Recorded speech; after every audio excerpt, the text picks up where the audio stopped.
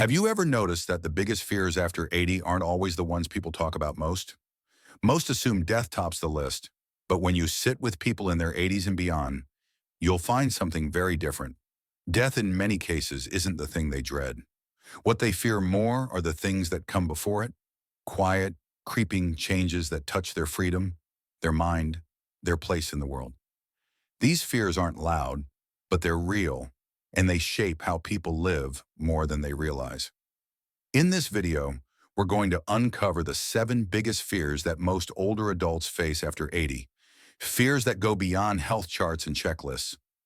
From the loss of independence to the quiet worry of being forgotten, each one speaks to something deeper than physical survival. These aren't just fears, they're warnings, signs that something in life is being threatened, even before the end arrives. Stay with me until the end, because we're not just going to name these fears, we're going to unpack what they mean, why they show up, and what you can do to ease their grip on your life. Some of these might sound familiar, others might surprise you, but every single one holds a truth we don't talk about nearly enough. So if you're over 60 or love someone who is, this video will give you insight, comfort, and a new way to see the road ahead. Now let's get started. Number 1, loss of independence. One of the deepest, most common fears that quietly grows after 80 is the loss of independence.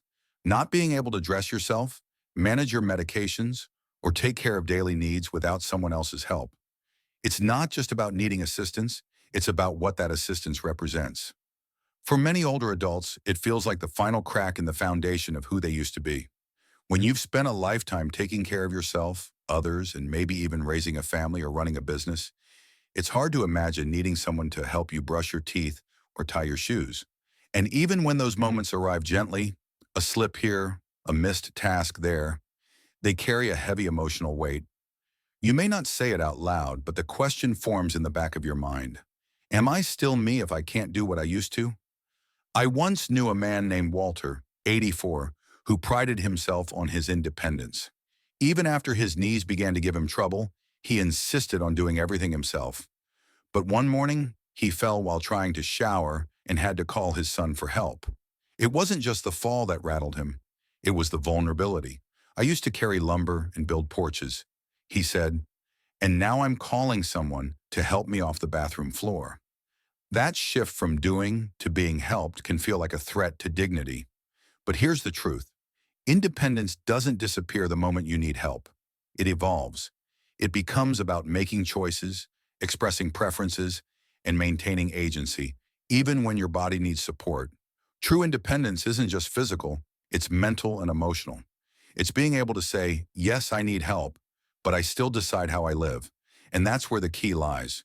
Preparing before the crisis, setting up supports before you're desperate for them, making peace with tools like grab bars, walkers, or pre-cut vegetables, not as signs of weakness, but as bridges that keep you engaged in life.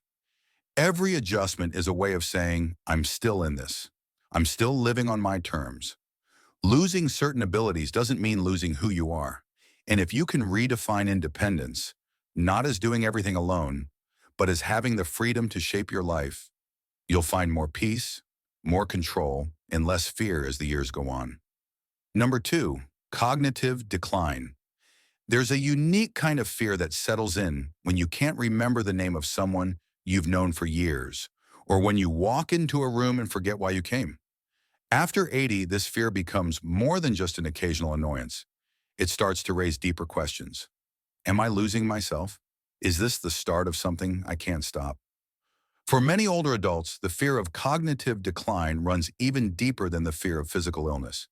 A broken hip can be repaired, a heart condition can be managed, but losing your mind, losing your words, your memories, your ability to follow a conversation feels like losing the very core of who you are. I once spoke with a woman named Carol, 82, who had always been sharp, witty, and well-read. But she started noticing little slips, forgetting dates, repeating stories, misplacing familiar items. Her greatest fear wasn't being embarrassed.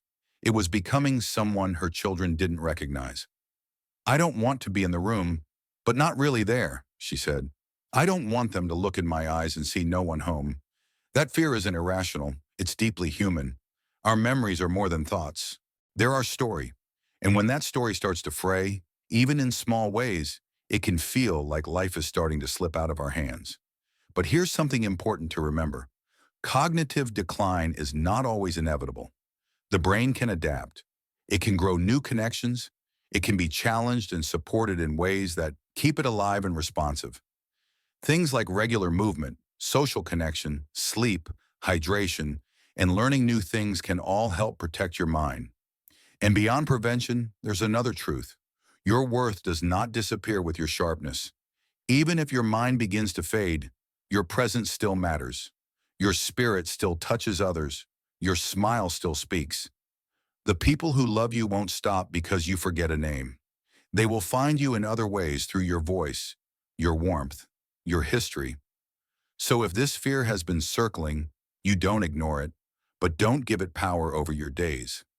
Do what you can to care for your mind. Stay curious, stay connected, and remember you are more than your memory. If you're still watching this video and finding these insights valuable, please comment number 2 below to let me know you're here.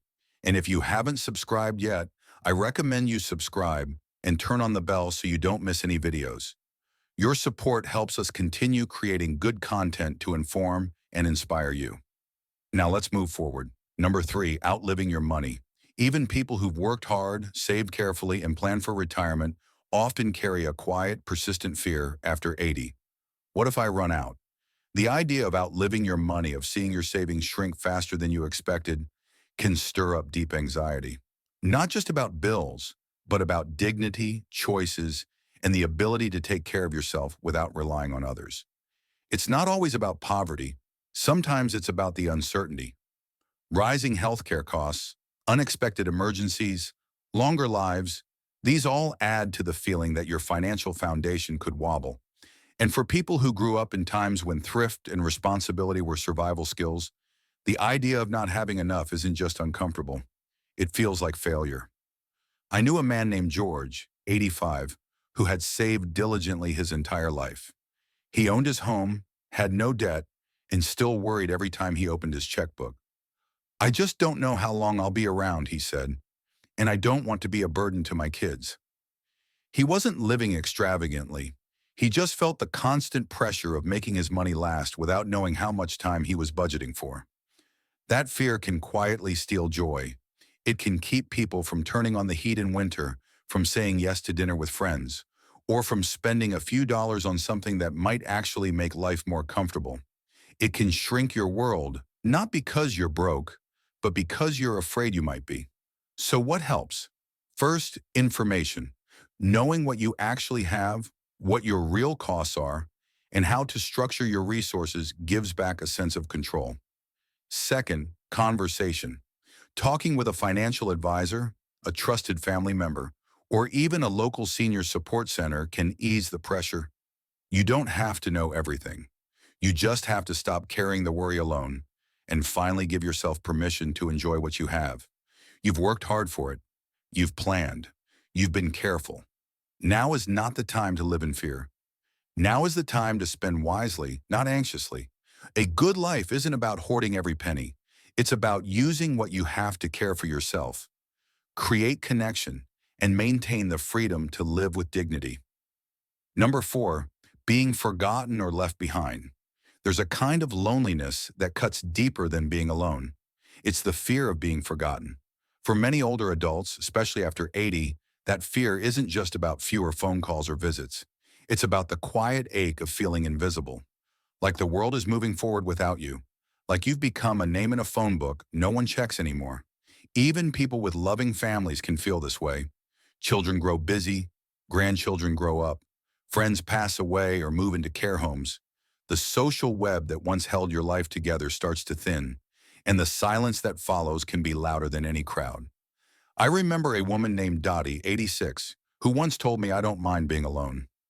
What I mind is feeling like no one would notice if I disappeared." She wasn't dramatic. She had a family. But she said the hardest part of aging wasn't her sore knees or her thinning hair. It was feeling like she didn't matter to anyone's day anymore. No one asked her opinion. No one needed her help. She went from being a center of activity to someone on the edge of the picture. This fear is powerful because it touches on purpose. We all want to feel needed, and when that feeling starts to fade, it can lead to sadness, depression, and a slow withdrawing from life. Not because of health, but because of meaning. But here's the truth. You are not invisible, and there are still ways to reconnect. Start small.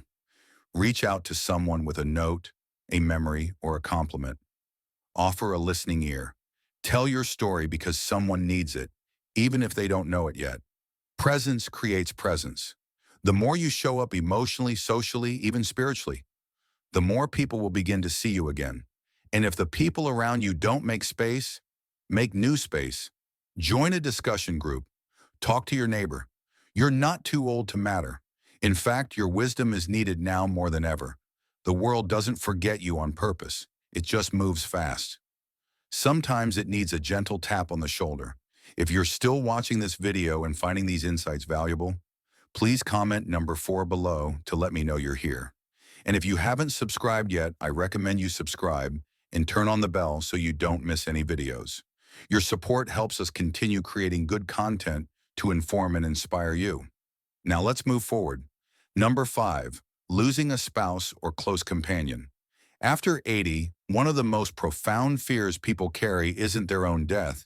It's the loss of the one person who's been beside them through it all.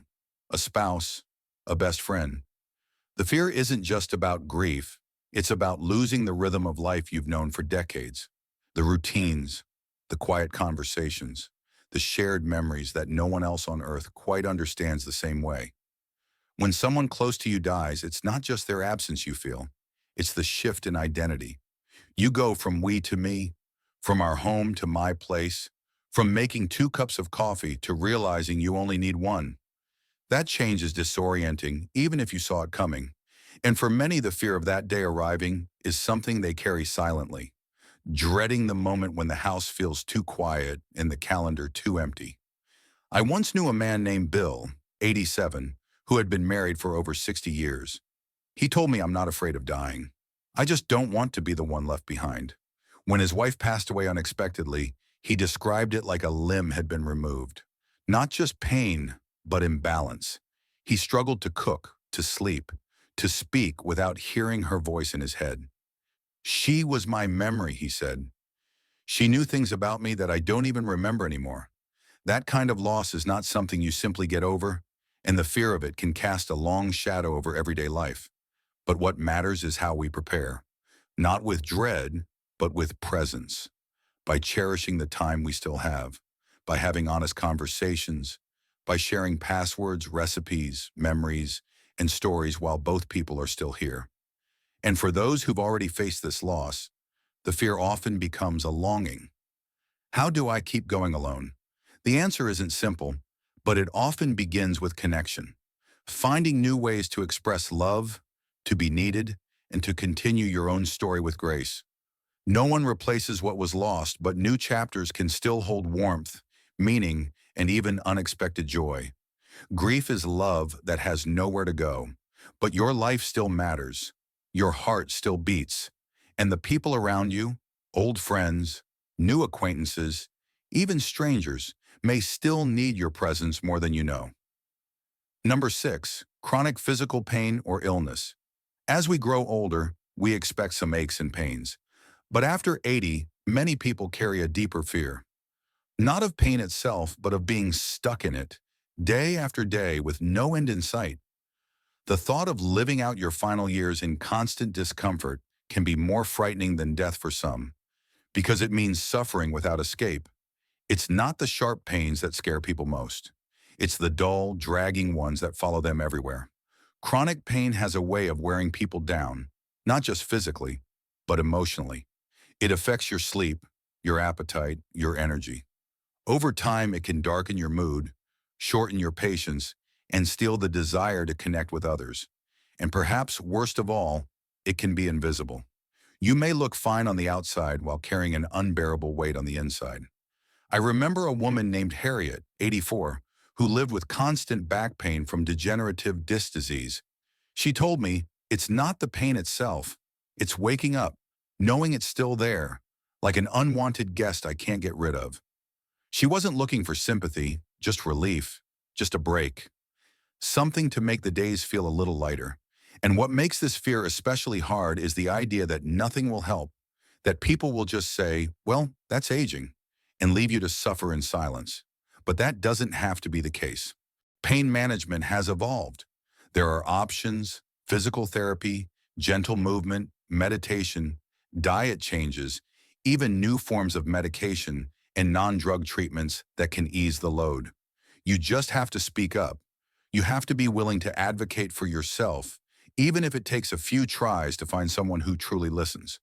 And just as important as treating the pain is treating the isolation it brings. Chronic illness often pushes people into smaller and smaller corners of life. The less you move, the less you engage. And before long, the pain becomes the center of everything. That's why reaching out, even when it's hard, is so important. Connection doesn't erase pain, but it can give it context. It can remind you that there's still beauty, still laughter, still something to wake up for. You are more than your diagnosis, and though pain may come, it does not have to define you. There is still life within you, and there are still people who care enough to help you make the most of it. If you're still watching this video and finding these insights valuable, please comment number 6 below to let me know you're here. And if you haven't subscribed yet, I recommend you subscribe and turn on the bell so you don't miss any videos. Your support helps us continue creating good content to inform and inspire you. Now let's move forward. Number 7, being forced into a care facility. For many people in their 80s and beyond, there's one fear that looms larger than almost any other. The idea of being placed in a care facility against their will. Not because assisted living or nursing homes are inherently bad, but because of what that move can represent: the loss of autonomy, privacy, familiarity, and control over daily life. The fear isn't just about the place, it's about the decision, about someone else deciding when you leave your home, what room you'll sleep in, what time you'll eat. It's about the feeling of being managed instead of being consulted. And for people who've lived their lives making their own choices, that loss can feel like a kind of death all its own. I knew a man named Harold, 86, who said, "I'm not afraid of dying in my house. I'm afraid of being told I can't live in it anymore." He wasn't stubborn. He just knew what that space meant to him. It held the memories of his wife, the pictures of his grandchildren, the old coffee pot that still worked the way he liked. The thought of leaving all that behind, not by choice, but by someone else's judgment, kept him up at night. This fear often stems from a simple question: will anyone listen to what I want? Older adults worry that their voices will be overridden by doctors, children, or well-meaning caregivers who think they know best. And while safety and care are important, so is respect. So is having a say. That's why it's so important to talk about your preferences early before a crisis. Put them in writing. Share them with your family. Let them know not just what you want, but why. If staying at home matters more to you than anything else, explain that. If you're open to certain changes, but want to be involved in the timing and process, say that too. And families, listen, truly listen. The goal should never be to control your loved one's life. The goal should be to support it, to find creative solutions that honor both safety and dignity. Maybe it's part-time in-home care. Maybe it's downsizing within the same neighborhood. Maybe it's just checking in more often to delay the need for a bigger step. Because at the heart of this fear is something universal: the desire to live life on your own terms right to the very end. And the more we honor that desire, the more peace we bring to the people we love and to ourselves. Final thoughts. As we close out this video, take a moment to sit with these 7 fears, not as problems to be ashamed of, but as truths that so many carry quietly day after day. They don't show up all at once. They creep in over time. It's slip here, a silence there. And before you know it, you start living more cautiously, not because you're fragile, but because you're afraid of what might come next. But here's the thing: naming a fear is the first step in weakening its grip. When you bring it out into the open, you reclaim power. You begin to make decisions with clarity instead of anxiety. You begin to shape the rest of your life with courage, rather than letting fear do the shaping for you. So, which one spoke to you the most? Was it the fear of losing independence? Of being forgotten? Of slipping away mentally or physically? even while your body remains? Whatever it was, know this, you are not alone. These are not signs of weakness. They're signals that you're still deeply alive, still connected to what matters, still human in the most powerful sense. And just as these fears are real, so is your ability to face them, to prepare, to ask for what you need while you still can. Whether you're 60 or 90, it's never too late to start making peace with these truths and building the support, structure, and conversations that will make the years ahead not just bearable, but meaningful. You've made it this far for a reason. You've weathered storms. You've adapted through decades of change. You are stronger than these fears and more loved, more remembered, and more valuable than you may ever fully know. Thank you for joining us today. We'd love to hear from you. Leave a comment below and share one thing you learned today and how you plan to use it in your life. Your thoughts are important to us, so don't hesitate to share them. Reading your comments gives us great motivation and encouragement. If you enjoyed this video and found it helpful, please like, subscribe, and share. Your support helps us continue creating good content to inform and inspire you. Thanks for watching, and we look forward to seeing you in the next video.